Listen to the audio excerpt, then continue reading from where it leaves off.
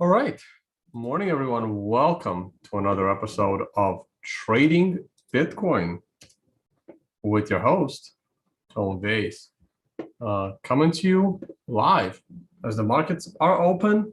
It is approximately 10 a.m. New York time. I'm always on New York time due to the stock market. And everything seems to be fine. About the stream, audio is good, video is good. So let's go to the charts. Okay. I'm on the Unconfiscatable website. We added some speakers. Check it out. Come join us in Las Vegas, March 3rd to 6th. It'll be a 2-day conference. The day before, we're going to have an awesome poker night. So you can sign up for that. Here's our list of speakers: Mark Moss, Greg Foss, Natalie Brunel, Luke Dash, if he can make it out. It's all COVID dependent. And I got a lot of new people. Another row of all new people: Will Reeves, CEO of FoldApp, Ben Gagnon from Bitfarms. Oh, that should be changed to Bitfarms. It will be. Kiara, Bitcoin Vegan, Beautyon potentially will make his first public appearance. We got great people: Ben Carmen, Stefan Lavera, Adam Back, trying to get him back still. He is probable. Same thing with Max and Stacy. So it could be a whole new lineup, but I am finding Bitcoin maximalists all around that are still willing to speak on the subject. All right, let's go to the charts.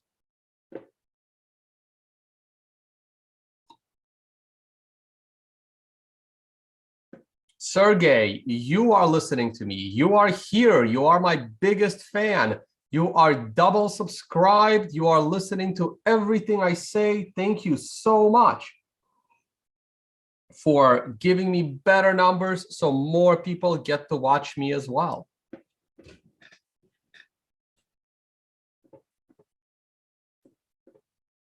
All right. Monthly chart, we are still in this consolidating ascending triangle that is looking to break out sometime in early 2022. Weekly chart is not looking great. Today is only Tuesday. Anything can still happen, but we are on the verge of closing the weekly chart below the 50-period moving average for the first time in a long time.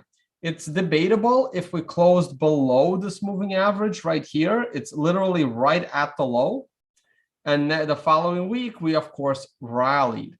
So if we don't count this close, we have to go all the way back to the pre-pandemic crash. That's either early 2020 or late 2019. That's been a while. That means Bitcoin has been on a very bullish run, which is good. I still think it has more upside. Well, having more upside is not technical analysis. Having more upside is mostly hopes and dreams, right? It's our opinions, but we have to use technical analysis. And while I do like the MRI bottom nature of this candle, with the next candle being the MRI bottom, here's the problem. The problem is that in about 8.5 hours, when the next candle begins, and these are 4-day candles, and I explained why I'm using 4-day candles. They're just a little faster reactive than the weekly candles, and it allows us to use Consensio better. As I said yesterday, the moment this candle breaks below the low of last week's candle, it's time to go full cash. So I am gonna stick to my word, and I am altering this chart to be in a full cash position as of the break of last week's low. So in yesterday's video, we still had some hope because the price was around 48. Not anymore. So we have to go into fully cash. I have to make this more like gold or maybe orange or something, or maybe this and maybe that. Yeah, that's a better, that's cleaner. All right, and there it is. Okay, so right at that level, okay, we are back to a full cash position. We will get back into the bullish position of Bitcoin upon seeing strength in the market. Can the market rally to $3 million of Bitcoin tomorrow? And the answer is, of course, it can. Okay, the market can do absolutely anything, but we are going to be evidence-based on the Consensio trading method. And it's unfortunate that it did not, make more money, considering it was 100% bullish. But remember, it's 80%, we've been at least 20% bullish, right? So the lowest allocation to Bitcoin that this chart had was on this crash a week ago or a week and a half ago. It moved it to 20%. Prior to that, since all the way back here, and I only started doing this chart around here, I didn't do this chart earlier, there would have been a better bullish allocation right here. There would have been some bullish allocation, not crazy amounts, but you can see how this candle has both moving averages rising and they are crossing each other. And because we are in a bull market, even if there was reason to take on short positions here, this flips it to a bullish trade. So I would say that there would be at least a 20% bullish allocation here because we're not in a secular bear market. So right here, there would have been a minimal bullish allocation to Bitcoin. Okay, so the Bitcoin position has been making money all throughout this move. It would have gotten lowered to as low as 40, but not much lower than 40% at one point, then back to 100, then down to 75, back to 40, 50, down to 20, 30, and now we are back to 100% cash position. There's no reason to take on short positions. Now, if another situation like this comes along, there could certainly be a reason to take on a short position, but not yet. What would be needed to take on a short position? I know everyone is like bull, bull, bull, bull, but this chart is strictly moving average Consensio based off of Tyler Jenks's work. And Tyler Jenks unfortunately passed away in the summer of 2019 and about a year and a half ago now.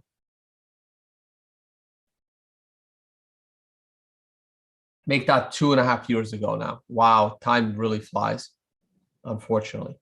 Now, if the price of Bitcoin rallies and gets rejected by these two moving averages and starts to go down, then there is certainly potential for a shorting opportunity on a slightly longer scale, but we want to avoid shorting Bitcoin on any scale at all costs. Maybe when you are in a bear market. The last time we were in a bear market was throughout 2018 and part of 2019. So here is a clean bear market, right? Same chart, same moving averages. So you can see the equivalent of losing the moving averages, lowering that bullish position. Now, this was a much bigger exponential rise. So this would have necessitated a faster move into cash. But over here, upon the continuous rejections of the longer term moving average, like here or here, but especially here, what makes this rejection a better shorting opportunity right here than that one? Well, that's because the long-term moving average here is declining as opposed to rising, okay? So now we're going to go back to our current picture. And you can see how the long-term moving average is flattening. But once this moving average starts declining and you get rejected by a declining long-term moving average, that is an opportunity to potentially short the market. We haven't seen that in a while. See, there was no rejection of a long-term moving average as it's declining here, and here we broke it. And here it was support and it started to rise. So the last time a declining long-term moving average rejected the price of Bitcoin was right here. And while this alone may not be a great shorting opportunity, once all three moving averages are down and declining, with a rejection just prior to that, this right here is a potential shorting opportunity. Was it a great shorting opportunity? Not really, but Bitcoin did drop 20%. Now, you can also say the same thing about right here, but there wasn't a rejection. That was the break of the moving average with everything dropping. This is probably a straight cash position and not necessarily a short position, even though it also went down 20%. But we will talk about this as time gets closer. Of course, now that tone is 100% cash, it means the market can rally to $1 billion a coin, but that's okay, because guess what happens on the way up? On the way up, the moving averages will switch, and we will allocate to a bullish allocation of Bitcoin as that happens. Unconfiscatable conference coming to Las Vegas, March 3rd to 6th. Join us. We are adding speaker pictures as speakers are confirming, or as a greater than 50% likelihood that they will try to make it with these ridiculous vaccine mandates. Short-term chart. The daily chart is literally on the brink of a potential disaster, okay? This situation is a little bit worse than the last situation of breaking below the long-term moving average. The reason is because the upper level moving averages are in a weaker position and the price is below all of them. Over here, when the price fell below the long-term moving average, it still had support of the 128 incoming, which it supported nicely. Here is where disaster happens. This is where the price of Bitcoin is below all the moving averages. But here it's way overextended, where it's way below all of them and it needs a bit of a snapback. That is not the current situation, right? It is not as below all of them as it was before. Now, Bitcoin is, in line for a rally back up into this potential death cross, which would be problematic. So nothing here really changed. I can slide this arrow over, and this here, it's a little bit revisionist history. I don't like doing that. So I'm actually just going to delete this arrow. And I still think it's possible that Bitcoin can rally from right here based on daily chart. Now, don't confuse the daily chart with the 4-day Consensio chart. The 4-day Consensio chart says we should be in cash. Being in cash is irrelevant of what our TA opinion is on a rally into this cross, because a rally into this cross is not going to be enough to alter the Consensio allocation to a bullish allocation. It needs to break this area. The damage has been done. In fact, probably waited too long to go fully cash, but that's okay. We don't know what's going to happen in the future. We can wait. Made decent returns on this run up, being somewhat bullish in Bitcoin the whole way through, lowering the allocation all the way down. And now the daily chart is suggesting one more shot at this triple resistance. this 50-period moving average is going to come down fairly quickly. And this is going to be one hell of a resistance cluster, a really nasty resistance cluster between the downward sloping trend line and the double moving average depth cross. That's going to be really, really tough. Really tough, assuming we even rally into it, which we don't know if we will or not. But that is the likely outcome here. And I don't really want to believe that Bitcoin is in a bear market, but it's certainly possible. I'm going to make this arrow real thin just to make sure that this is, we don't know this is going to happen yet. We're waiting on this. But once it makes it here, that's trouble. That is potential serious trouble. You know what the worst part about it is? The worst part is that it doesn't take much lower to create a double low with this prior low of 41,000, which potentially means we're going lower. And if we go down to 30, now we have the same exact trouble as we had with 40. Bitcoin really needs to rally into this area, take a bit of a break, but not go lower than 50. Get supported by this rising 200-day. Maybe you can go down to 48 because this thing is not going to move up all that quickly. And then rally one more time and break out. So let's leave it like this for now and see if we can rally into the depth cross and then reevaluate.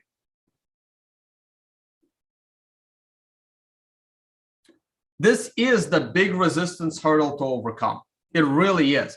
Because once we break this resistance cluster, everything is going to flip. So breaking this resistance cluster is not that different than breaking this resistance cluster. Now, we did break it a little bit late, but that resistance cluster is very similar to this one. And we did break it. We just broke it, you know, a month later or like 3 weeks later right there. Okay. Now, once we broke it, we use these moving averages as support to go to a new all-time high. This is what Bitcoin needs to do again. Okay.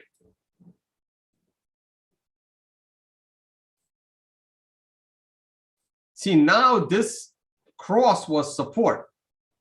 Wasn't resistance anymore, but this cross was resistance. We broke it a little bit later. Same thing's coming. It's not going to be easy. It can do it. It's not going to be easy.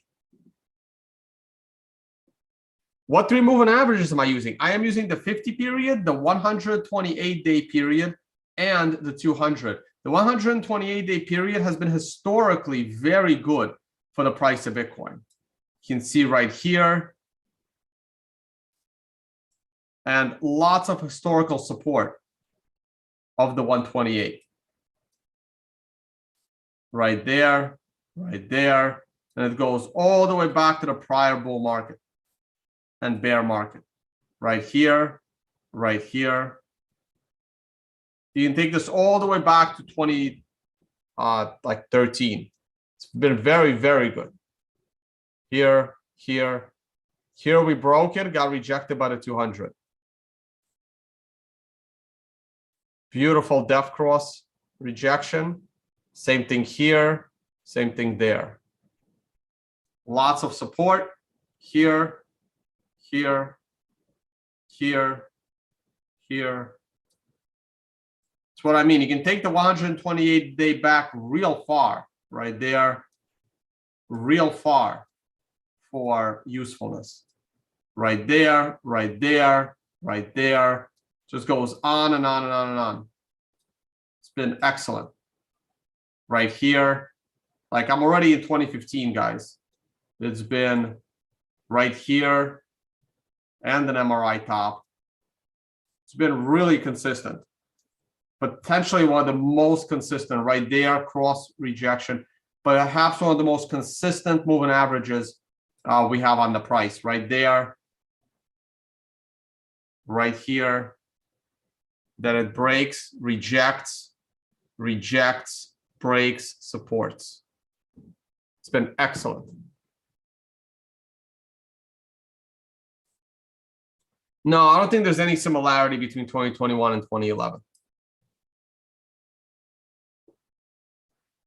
Quarterly charts. Someone's asking for quarterly charts. Well, we should probably check it when the quarter ends, right?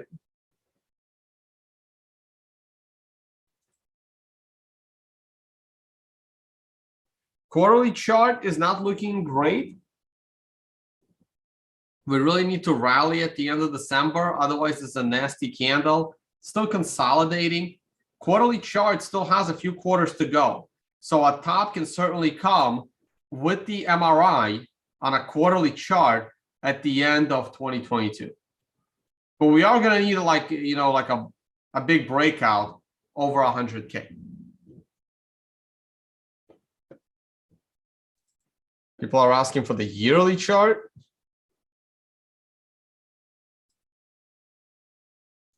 Yearly chart is coming up on the first MRI top in Bitcoin's history, and we are going to get it. The question is, how much do we pop in 2022, and how bad will that be? Will it create a 1 to 4 candle correction on an annual basis? And that would be pretty nasty. So we'll see. Thanks for asking me about this one. All right, let's go back. What was this? This was the monthly chart, I believe.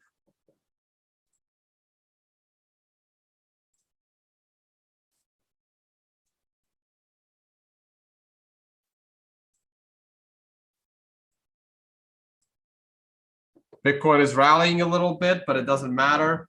The damage was done last night. So we are at 100% cash position. I do not like this at all. This is a double touch of this line. And these moving averages are dropping. And they're dropping fairly quickly. So once we rally into, say, 48.5, there's a high probability we come back to this line. And guess what happens the next time we come back to this line?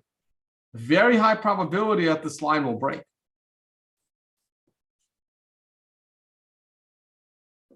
That's the 4-hour chart. Here's the 1-hour look.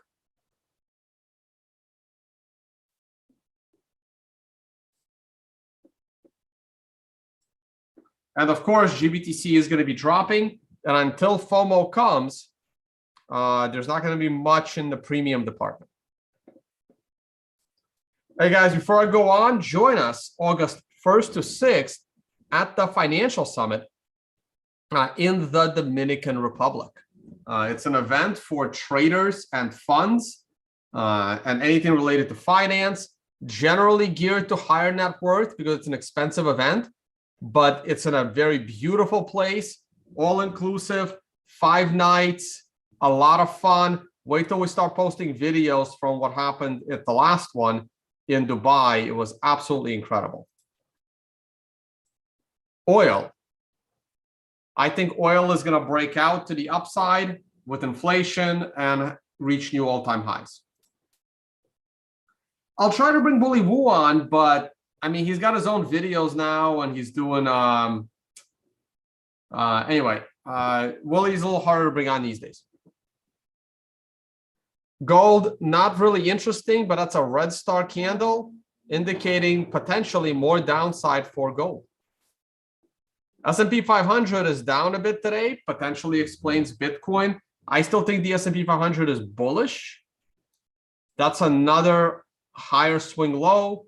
Moving averages are rising. So a rebound sometime soon.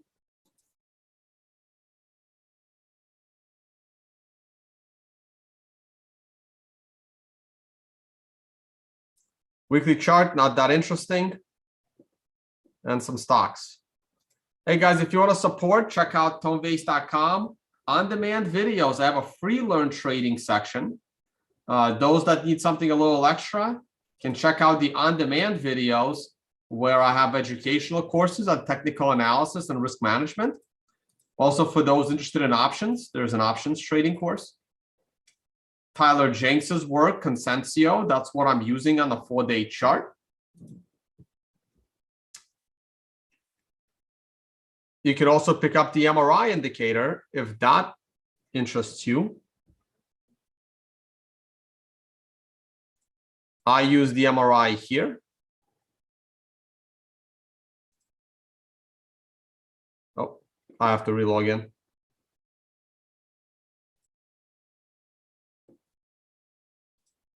Joe says, yeah, Joe says is busy with Embly. Guys, people move on. People move on to other interests, to other things. I'm the only one that has that's like walked away from all the other interests, right? No more law shows, barely any news shows, no more crypto scam episodes. I'm kind of moving backwards. Bitcoin Mechanic and I, and maybe a few other people, may just start a political channel. Not on YouTube, of course. It would be on Rumble and on BitChute, because we'd get shut down real quick.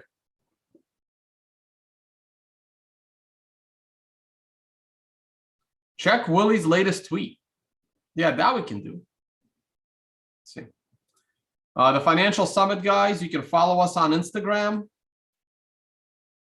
or Twitter, so we'll go there. Also, Unconfiscatable. You can follow Unconfiscatable on Twitter as well. Where is it? There it is. Boom. There's the Unconfiscatable Twitter. Hash override, that's Ben from Bitfarms. Willy Woo, let's do it.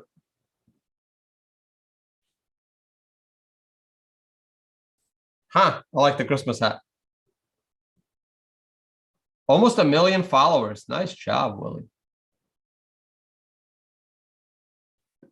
9 minutes ago, the last time retail bought the dip this hard was at the bottom of the COVID crash.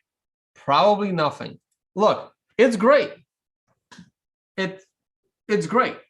But I'm still going to stick to Consensio. I'm going to stick to technical analysis. This is Willy's domain. My domain is technical analysis, right? This looks awesome. I love this. From a fundamental perspective, it's great. But guess what? This was a crash. This was an obvious buy point. And look at my tweets from this day. I'm screaming buy the dip. This is not this. From a technical analysis perspective, this is different. From a technical analysis perspective, you can visually draw a trend line connecting this point, this point, this point, and even probably that point. I don't know if I can draw on this. I don't have the means to draw on this. But imagine a trend line, boom, boom, boom, boom, and guess what? That trend line broke. This is great. I hope he's right. I really do. But that's not what TA is telling me. And if this reverses, I will add bullish allocations to Bitcoin. I will miss the perfect buy opportunity. It's okay. It's not the first time. It's not the 20th time. It's not the 100th time. I missed the perfect buying opportunity. But guess what? I'm still here, right?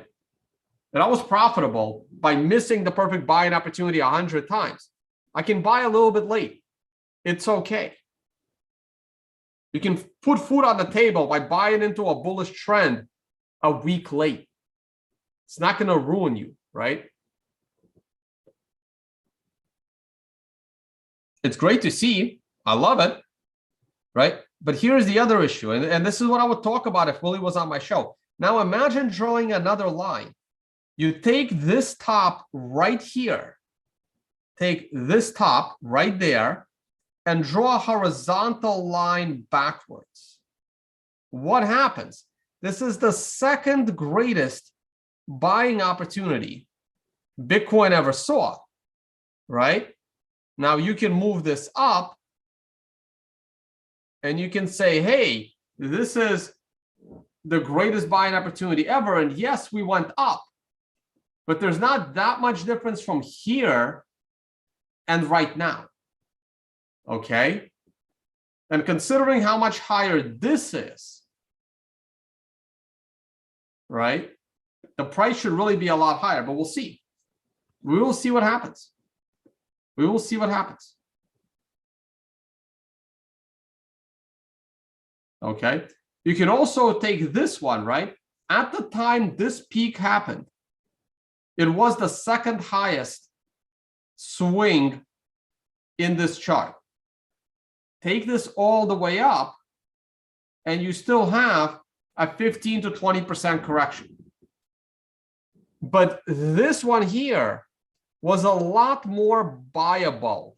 Buyable is not a real word, but here's why this is a more buy-worthy pick. This took place after what feels like is this a log scale? It's log scale. This point is a 50% correction from this peak in a shortish amount of time with no strength whatsoever. This is different. This is only about a 20% correction, less than 20%, right? We're sitting, oh, maybe a little more than 20%, about 20% correction, okay? And it doesn't feel like anything's exhausted. It just doesn't. Like this looks like a normal pullback. It's not the same as this, panic or this panic. In fact, I don't even see a panic. I don't see mass liquidations. There was a few weeks ago, right? There was a liquidating panic here, but this is not what I want to see. I want to see this rally straight up, not come back and make a secondary low threatening this low. What, 1, 2, 3, 4, 5, 6, 7, 8, 9 days later? Ironically, 9 days later. Now, if we go back to the pandemic,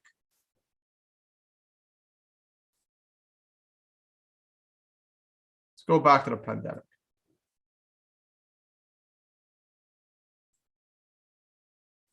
Here's the pandemic. Here's the crash. Everyone is still in shock. Your secondary low is 3 days later. You barely had enough time to absorb all the information from this crash. Like not enough time. 3 days and 9 days is very different. It's 3 times longer to evaluate the information, to process the information. Okay? This is a very fast secondary low. And then look what happens. It never even comes close. It's just straight up. That's not what's happening right now.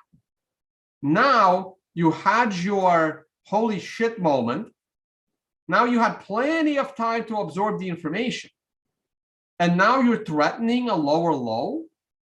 That's not, a reactionary move. That's a contemplated thought move. And some people are selling. I don't know who they are. I need Willy Woo for that. But I will stick to what I know best, and that's technical analysis. And when technical analysis tells me to be bullish, I'll be bullish. But right now, I am very, very nervous that this bullishness may only last at best into a very critical resistance area. But thanks for making me look at Willy Woo's charts. That was very informative. Does he have any follow-ups to that?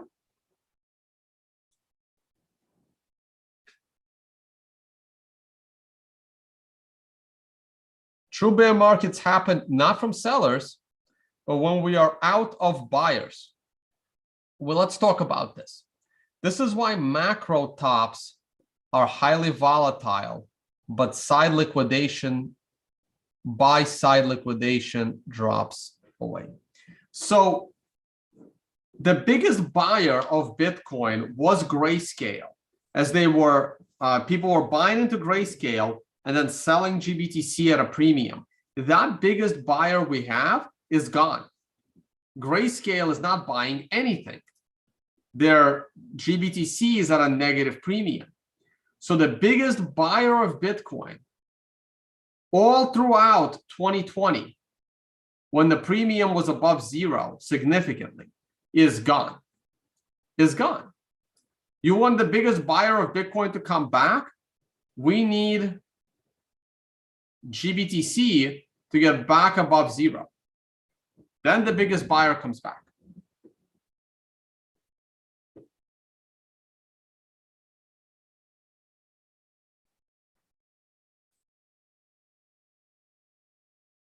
Is Bitcoin going to hit 100K? Yes, it is. Not this year, but clearly, but it is.